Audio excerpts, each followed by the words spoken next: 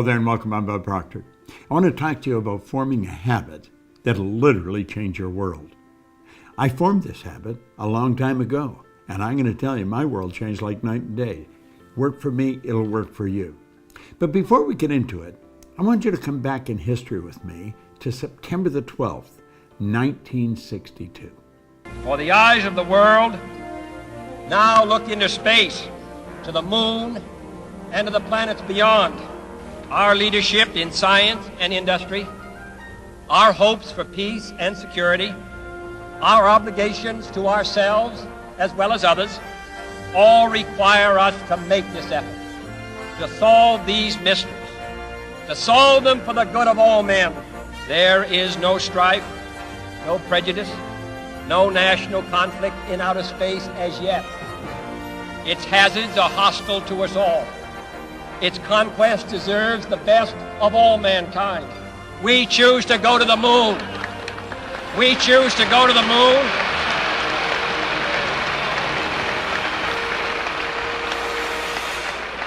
We choose to go to the moon in this decade and do the other things, not because they are easy, but because they are hard. Because that challenge is one that we're willing to accept, one we are unwilling to postpone, and one we intend to win. Do you know what John Kennedy did there? Made a decision. That was a decision. It was a big decision, and it changed everything forever. Well, do you know, decision is something most people never really learn, and for good reason. Stay with me, because I'm going to show you something here that you possibly have never looked at before. This book changed everything for me. In this book, it's Napoleon Hill's Think and Grow Rich. There's 15 chapters. There's one chapter, the entire chapter is dedicated to decision. Now you may say, well, I make decisions. Do you really? You may make little ones, but you make the real important ones. Do you go after what you want in life? Do you get everything you want in life? See, the truth is, only about 3% of the people are really living the way they want to live, driving the car they want to drive, taking the trips they want to take, living in the houses they want to live in. Most people do not, and they'll tell you why they can't, and they'll give you a string of reasons a mile long. All seem very practical, very reasonable, and the leader of them all is they can't afford it. Well, the truth is, we live in the richest country in the history of the world. Money is the easiest thing in the world to earn once you learn how. Well, if you turn making a decision into a habit, you're going to learn how to do a whole lot of things you may think you can't do. See, what we're doing is we're exploring a side of our personality that we really don't understand. Now, I photographed a page out of here. Napoleon Hill said, those who reach decisions promptly and definitely know what they want, and they generally get it. The leaders in every walk of life decide quickly and firmly. That's the major reason why they're leaders. He said the world is a habit of making room for the man or woman whose words and actions show they know where they're going. And he went on to explain why we have difficulty here, for very good reason. Indecision is a habit, which usually begins in youth. The habit takes on permanency as the youth goes through grade school, high school, and eventually through college without any definite purpose. The major weakness of all educational systems is they neither teach nor encourage the habit of definite decision. Now, why is that?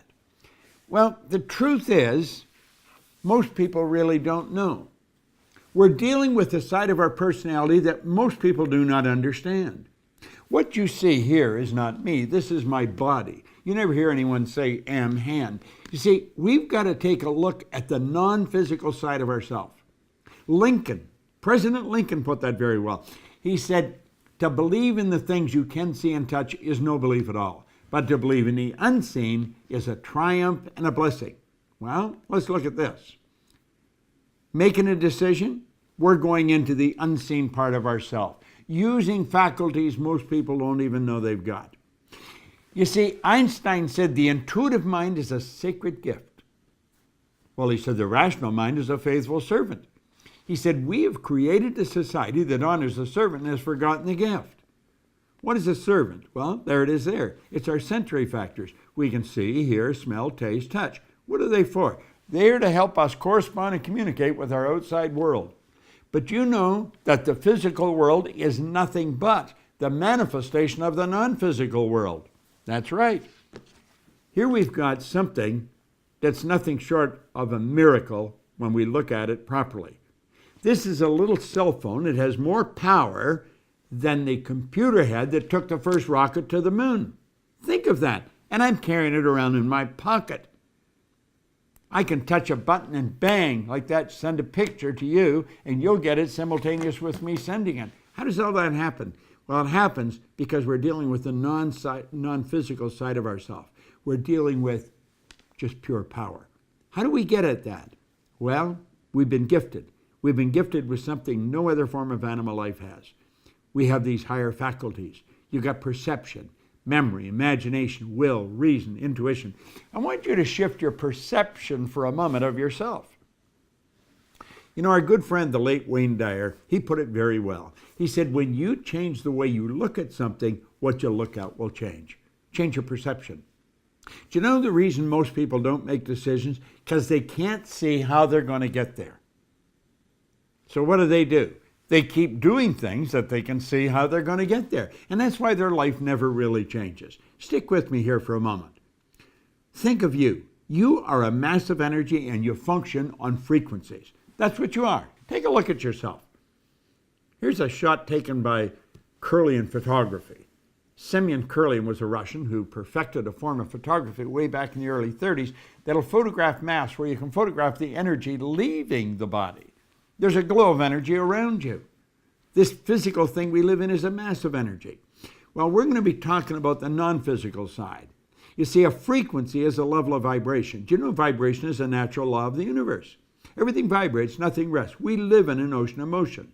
Now, there's an infinite number of frequencies. Now get this. Let all these lines represent levels of vibration, okay? Levels of vibration, as we said, are referred to as frequencies. You and I think on frequencies. The highest function we're capable of. Now here's where you really want to pay attention. This, if you get this, if I communicate this effectively, your life can change, because it sure changed mine. We think on a frequency. And the frequency we think on dictates the results we get. So we're sitting here and they say, these are my results, but this is where I really want to go, and we point to a star. Somebody said, what do you really want? I really want to be wealthy. Do you know that most people never live the way they really want to live? They don't. They never earn the amount of money they can. They don't live in the house they really want to live in. They don't take the vacations they really want to take. Why? Because they don't know how. You see, when they set those targets, they look off into a space and they see nothing. Now look here for a moment. These lines represent levels of frequency, or you could say levels of awareness. But when we set the target way up there, it's all gone. We don't know how to get there. Think of that. Think of what Steve Jobs says. You cannot connect the dots looking forward. You can only connect them looking backwards. So you have to trust that the dots are going to connect as you go ahead. Now that's pretty big. If you're going to look at the unseen, you have to use the higher faculties. That's what Einstein talked about, the sacred gift. We can use faculties to look into the future. We can go into the future with our imagination and see ourselves where we want to be a year from now, and then bring that into the present and begin acting like the person we want to become. So let's go back and look at this again. We'll say, that's where I want to go, and I'm going to get there. Now, we do make decisions, but then we say, not going to start yet. I'm going to do that as soon as I get the money. I talked to a young couple. In fact, I wrote about them in a book, Pat and John. I sat with them in a hotel in Toronto, and they said they wanted to buy a house. And I said, well, go on out and buy one. We said, we can't buy a house. We haven't got any money. I said, you don't need any money. They looked at me rather strange. I said, what do you need the money for? You haven't made the decision to buy the house. You see, You don't need the money until after you make the decision. Person say, I want to take a trip, and I'm going to go as soon as I get the money. You don't need the money to make the decision to take the trip. I'm going to start my own business as soon as everything's right. Things are never going to be right. You've got to make a decision. Now, you see, when you make the decision, everything starts to change. Look at this for a moment. You're thinking down here on this frequency, and that's what's giving you the results you're getting.